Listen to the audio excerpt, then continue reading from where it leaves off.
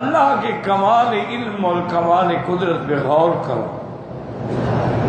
اب دیکھیں میاں بیوی ملتے ہیں، کبھی روز ملتے ہیں، کبھی ہفتے کے بعد ملتے ہیں، کبھی مہینے کے بعد ملتے ہیں، لیکن ہر دفعہ ملنے میں تو حمل نہیں ٹھہرتا۔ حالانکہ پانی تو دونوں کا ہر دفعہ نکلتا ہے، لیکن حمل نہیں ٹھہرتا۔ اچھا کبھی تو سال ہر سال نہیں ٹھہرتا، اور جب اللہ کا منشا ہوتا ہے، حکم ہوتا ہے، اس کو حکم دیتے ہیں کہ اب یہ جرثومہ جو ہے وہ فی قرار مکین رحم کے اندر محفوظ کر۔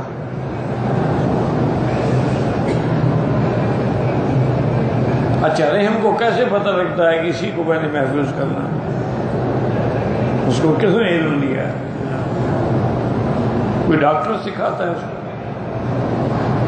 باقی کو تو محفوظ نہیں کرتی، اسی کو محفوظ کرتی ہے جس سے بچہ بننا ہے۔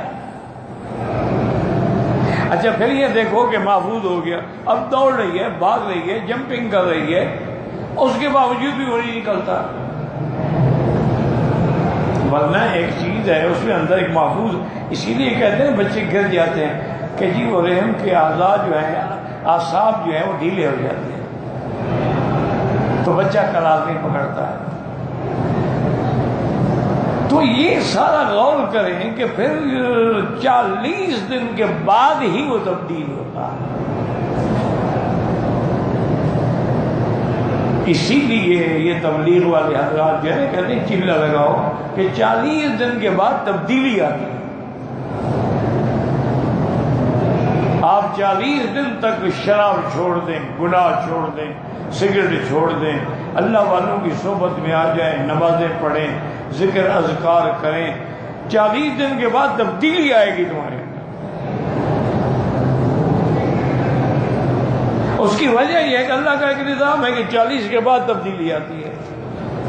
40 دن میں نطفہ تھا، پھر 40 دن میں حلقہ بنا، پھر مضغہ بنا، تو یہ 40 کا فرق ہے۔ اچھا اللہ نبوت ہی نہیں دیتے جب تک 40 سال نہ گزرے، تو کوئی راز تو ہے نا اس 40 کے عدد میں، کوئی حکمت تو ہے نا۔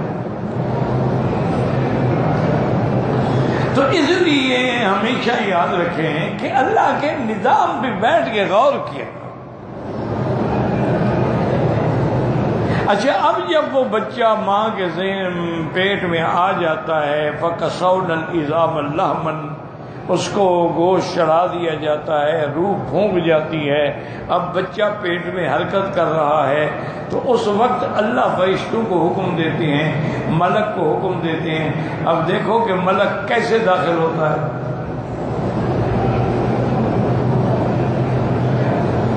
اور پھر فرشتہ پوچھتا ہے کہ یا اللہ یہ لڑکا ہے یا لڑکی؟ فرشتہ باوجود داخل ہونے کے بھی نہیں جانتا۔ یہ تو کہتے ہیں نا کہ قبر میں فرشتے کیسے آئیں گے اور ماں کے اندر کیسے آئیں گے؟ تم اس کا مسئلہ تو سمجھ لو، قبر والا تو پھر بھی بڑی ہے قبر، ماں کی رحم کتنی ہے۔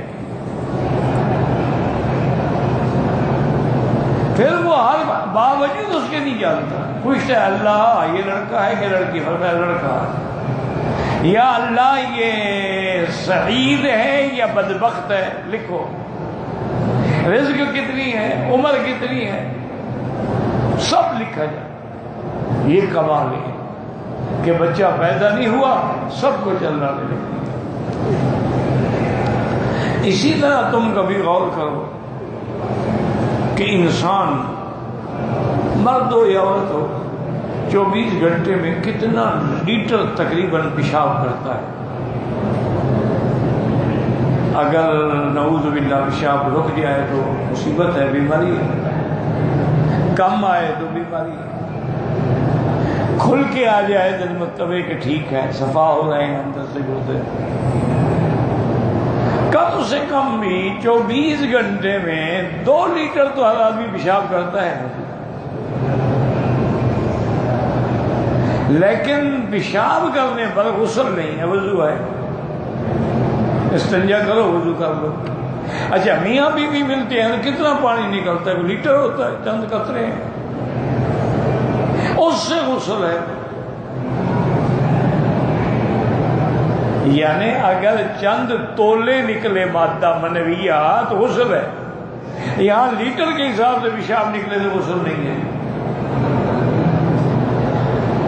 اس کی کیا وجہ ہے؟ تو اس کی بات سمجھیں. جیسے کہ ابھی آپ حدیث میں پڑھ رہے ہیں، اس کی وجہ ہے کہ نطفہ جب قرار پکڑتا ہے نا پورے بدن میں گھومتا ہے، پھر جا کے قرار پکڑتا ہے. کیونکہ وہ پورے بدن میں گھومتا ہے، اس لیے غسل بھی پورے بدن کا ہونا چاہیے. پیشاب پورے بدن میں نہیں گھومتا ہے. وہ تو ایک گردوں سے آیا، مسانے میں ہے، مسانے کے بلیڈر میں ہے، اس کے بعد باہر نکل گیا. لیکن یہ نطفہ ہے کہ جو بالکل پورا دورہ کرتا ہے سر سے لے کر پاؤں تک، اور ہر تاریخ کو یہ الگ جگہ پر ہوتا ہے. یعنی آج 15 محرم ہے تو بھائی آج وہ نطفہ کہاں ہوگا، شہوت کا مادہ کہاں ہوگا. اسی لیے یہ علم جو ہے نا لوگ پڑھتے ہیں، کتابیں پڑھتے ہیں. تو بہرحال مانا یہ ہے کہ پورے بدن میں گردش کرتا ہے، اسی لیے حکم ہے غسل بھی پورے بدن کا ہو.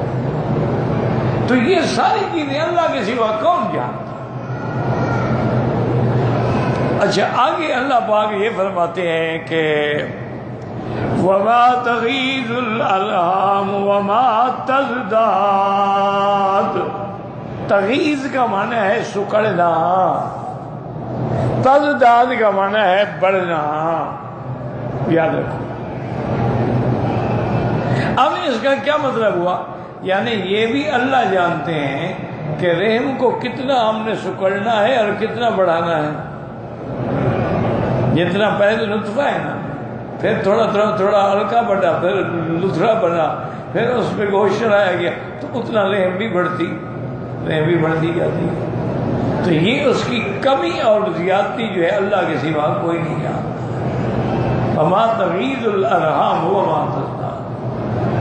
اسی لیے کتابوں میں آتا ہے کہ اگر مینا کی سرزمین میں تم چھیڑ چھاڑ نہ کرو، اس کو اس کے اپنے حالت پہ چھوڑ دو، جیسے کہ حضور نے فرمایا تھا من سبق، جو پہلے آیا اس کا حق ہے.